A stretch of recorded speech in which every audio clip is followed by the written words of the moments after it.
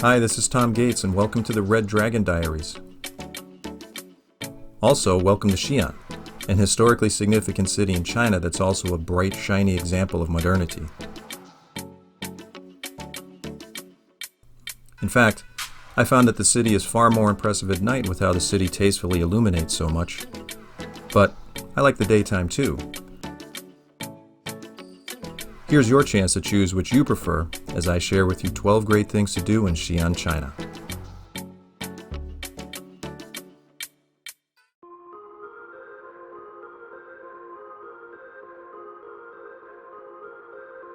In terms of popularity, the Terracotta Warriors Museum has no peers.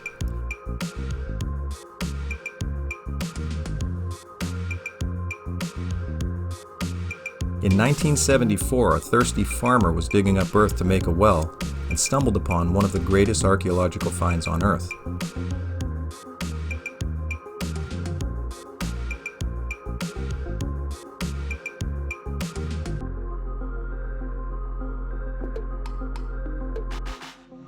The museum has 3 pits displaying the clay army that would follow then China's first emperor, Qin Shi Huang, into the afterlife.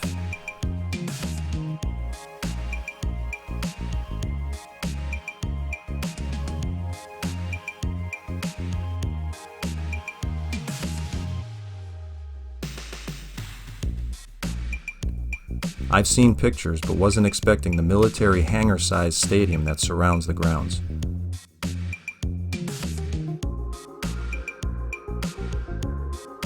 The Terracotta Warriors Museum is absolutely epic stuff.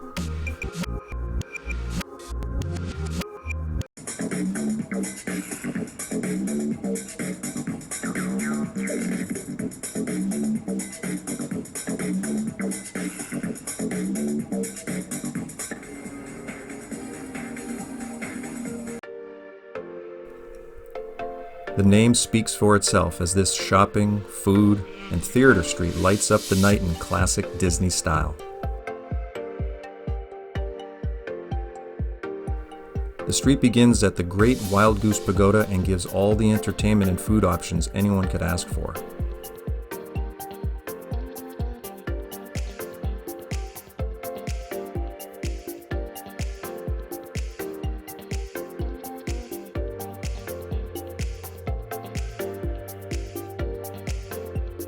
Food stalls, national pride statues, virtual reality games, street or theater performances, it's all here.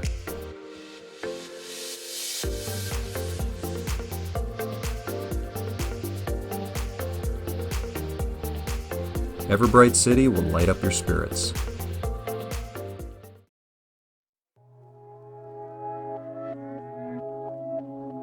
The Great Wild Goose Pagoda is a Buddhist building constructed with materials from India.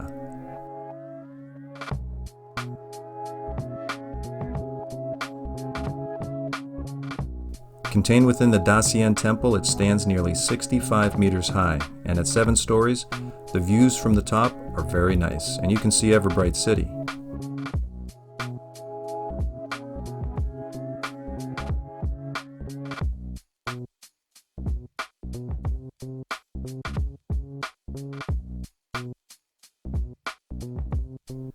It was once said that if you want to rock and roll, it's a long way to the top.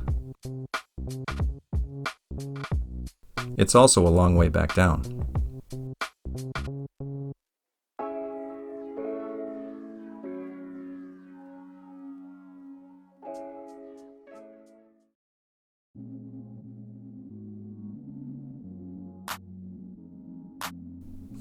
Yangrou Paomo is a staple on the must-eat dishes in Xi'An.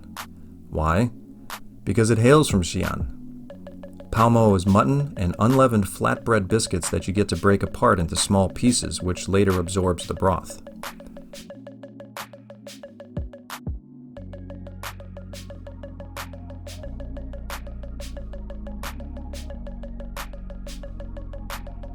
Then they add the lamb and the noodles, and voila! Traditional Xi'An eats.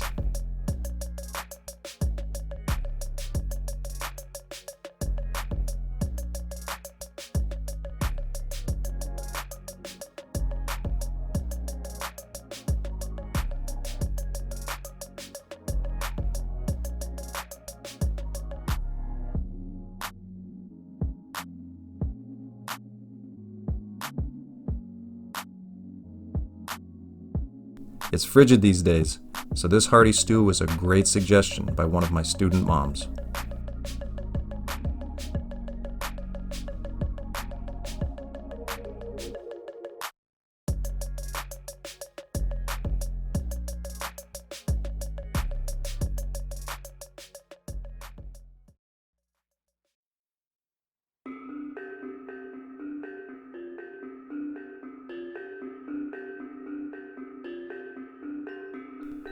The Great Mosque is very old, having been built in the year 742. It's the result of Arab merchants migrating to China and still stands and functions today. The architecture is very impressive. You can see the mixture of Muslim and Chinese design. Being so old really adds to the visual dynamic. It's rustic.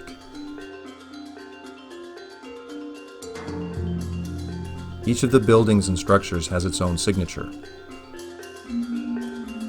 The mosque is located in the Muslim quarter, and you'll see many practicing Muslims walking around the area.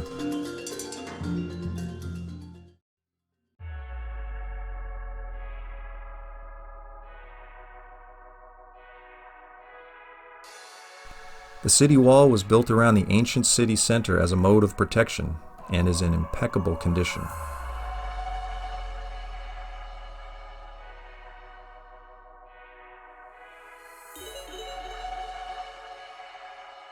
There are 4 entrance gates, and these are still the only ways to access the inner area today.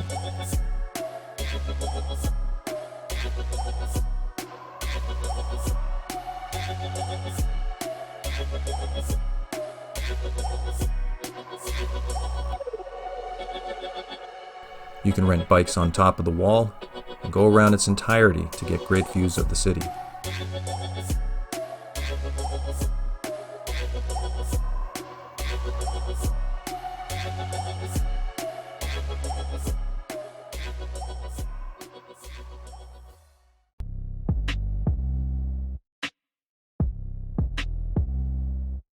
Guangren Temple is a Tibetan Buddhist monastery. This makes it unique in that it's the only one in the entire province.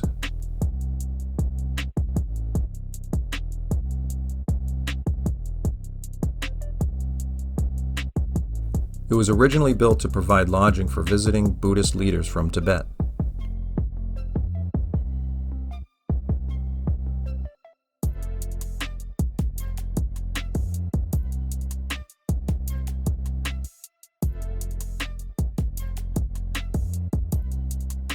It was renovated in 1952, which explains the pristine, shiny condition of the complex today.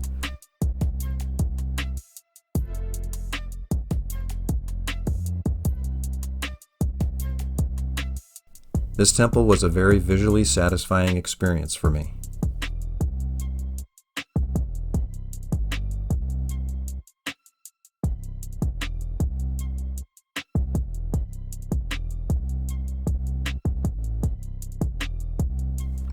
The Shaanxi History Museum is a very large exhibit of Chinese national history. It has 3 buildings with 2 floors and a basement. The museum covers 16 acres. There are 370,000 objects on display, including some from prehistoric times going back an estimated 1 million years.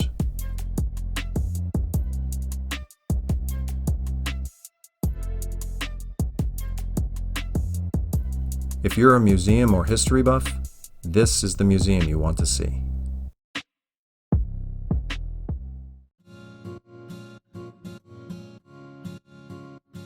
The Muslim Quarter is a hub for a large Muslim community. The streets are lined with snacks and different arrays of food. There are sit-down restaurants as well.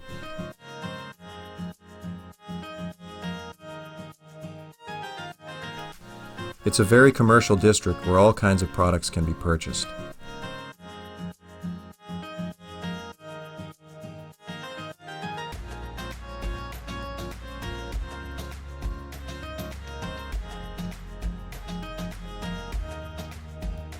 It's a fun place to walk around, and you're bound to see something that really interests you.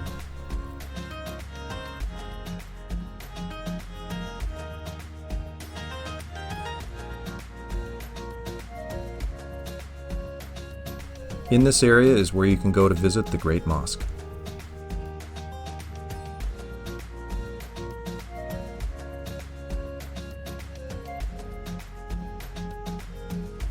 The bell tower is the center of the old capital city.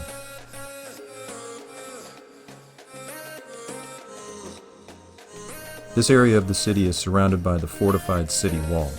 It was used as a lookout tower and has 2 floors.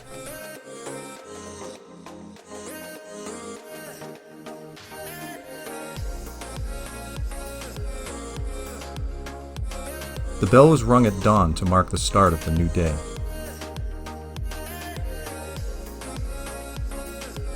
Underground and just below the bell tower is a pedestrian traffic circle, if you will, that allows people to exit out to different areas of this inner district, including the Muslim quarter, a large shopping area, and the drum tower.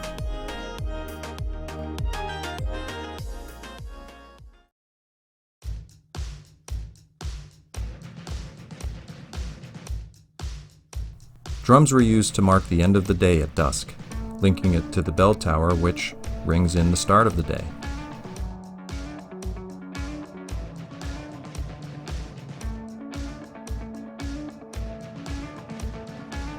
Inside the tower is a museum of old drums and a small stage where drum performances are given throughout the day.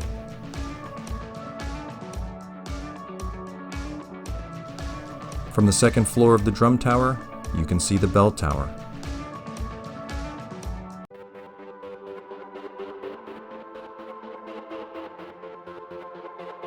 Also known as the Yang Ling Mausoleum of the Han Dynasty, this is a burial site which also displays the remains of the royal tomb's entrance gate towers.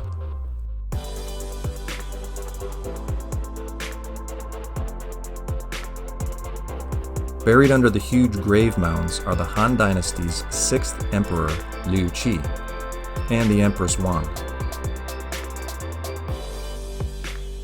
Among other features of the mausoleum is the underground museum. The displays are the gifts left for the emperor post-mortem, but they're so dimly lit that they're hard to make out even with the naked eye. I've got to believe that's either to reduce degradation from the lights, or to prevent amateur YouTubers from making videos of these treasured historical relics. The gift shop was well lit though.